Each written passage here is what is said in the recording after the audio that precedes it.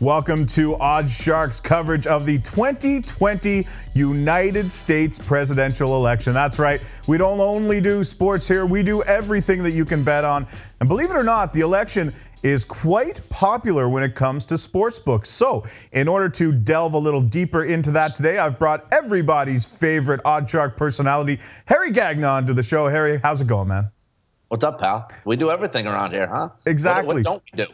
Football, basketball, hockey, and the election. And Harry, I want to get right into it, and I want to know, like, in 2016, we saw the odds predicting Trump's win long before anyone believed that he was going to win that election.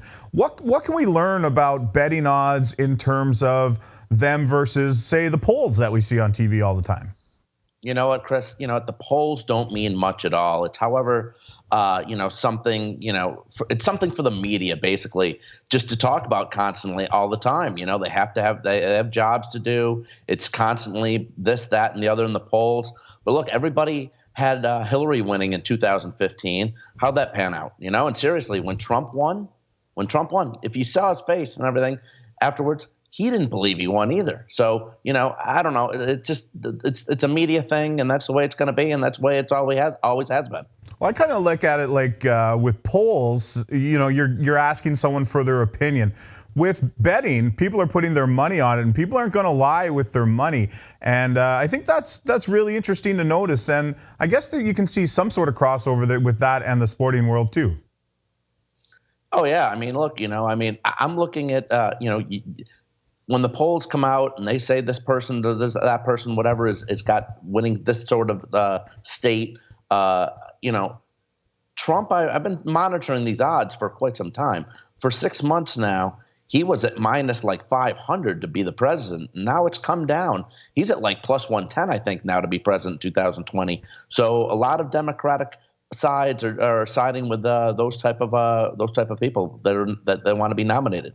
So, Harry, what kind of events could take place between now and the actual election, about 12 months from now, that would influence the betting numbers? I think, still at 78 years old, Bernie Sanders is still plugging away, still would like to be president, but I think his health issues are a big issue right now. I think that'll help Elizabeth Warren's odds once he finally bows out. So I think that has something to do with a lot of it right there. Right now, you've got the Democrats doing an inquiry that could lead to an impeachment of Donald Trump. Has this activity and the prominence of it in the media, has this affected the betting odds at all? I don't know. You know what? I think it has affected the odds because, again, Trump has gone down. Joe Biden has made a big run. I want to say 3 months ago, I saw Biden at 2-1. I think he's at like 6-1 now, and Elizabeth Warren has shot up to 2-1. But I think people are tired a lot of Trump's racial rhetoric. If he loses two of these three big states that he won in 2015, 2016, he could lose the presidency. Like if my state of Arizona, he won. If he was to lose this state. Pennsylvania, maybe Florida, definitely, and maybe Texas, and like I said, Pennsylvania and Texas. That could be a big swing.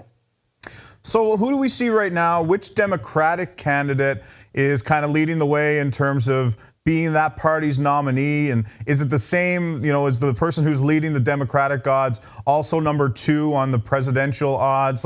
What are we seeing there? It is Elizabeth Warren right now. I believe for Democratic nominee, I've seen her at like minus 115. Biden's at 4-1. Pete Buttigieg is at plus 650. And for presidency, Elizabeth Warren has shot up, like I said, up to 2-1. Biden's at 6-1. Bernie Sanders, long shot still, like I said, at 78 years old, and his health issues are a problem. He's at 40-1.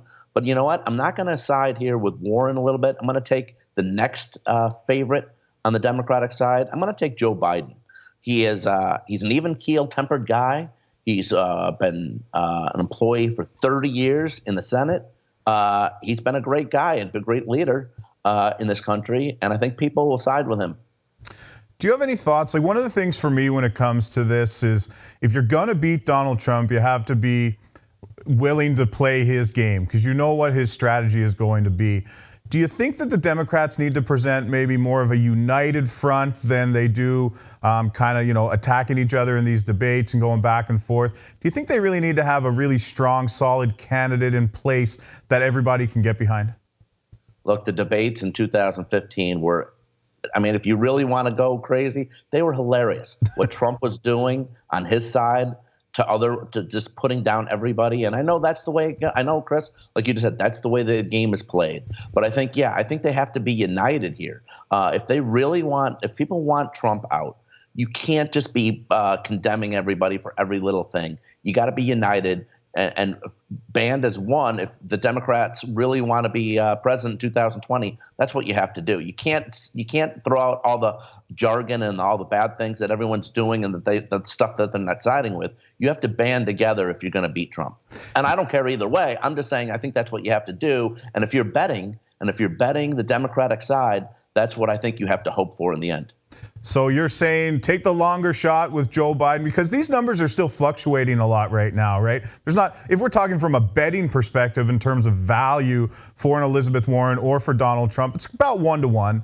But you get 4 times your money if you bet on Joe Biden now and he wins. Like I said, yeah, and Biden I saw him shoot down all the way down to 2-to-1. And like I said, he's 4-to-1 to win the Democratic nominee. He's 6-to-1 for the president.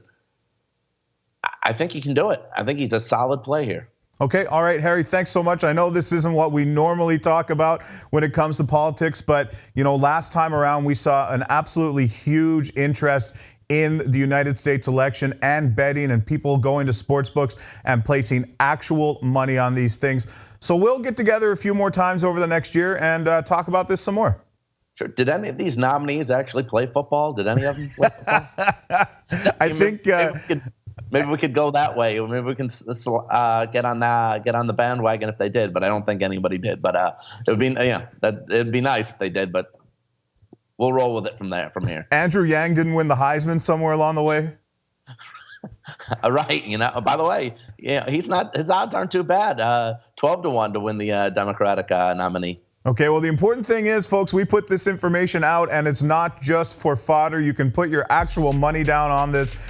Go check it out if you're interested. You can find more, including articles, over at oddshark.com. Harry, thanks so much for joining me today. Always, Chris. Thanks, bud.